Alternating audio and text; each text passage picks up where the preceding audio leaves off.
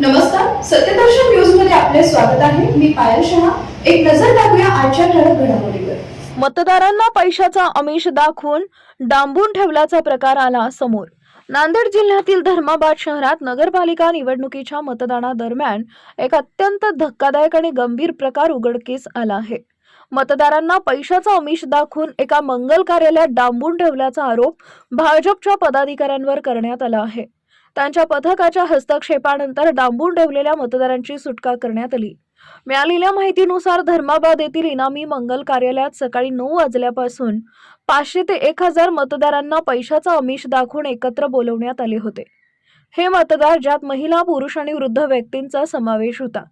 त्यांना 3 ते 4 तास त्या कार्यालयात कोंडून ठेवण्यात आले होते. काही मतदारांनी तर आपापल्या आदल्या रात्रीपासूनच इथं बोलावून ठेवल्याचं सांगितलं. मतदारांनी दिलेल्या माहितीनुसार त्यांना प्रत्येक मतासाठी सुरुवातीला 1000 रुपये आणि नंतर 3000 रुपये देण्याचे आश्वासन दिले होते. मात्र दीर्घकाळ थांबवूनही त्यांना पैसे देण्यात आले नाहीत.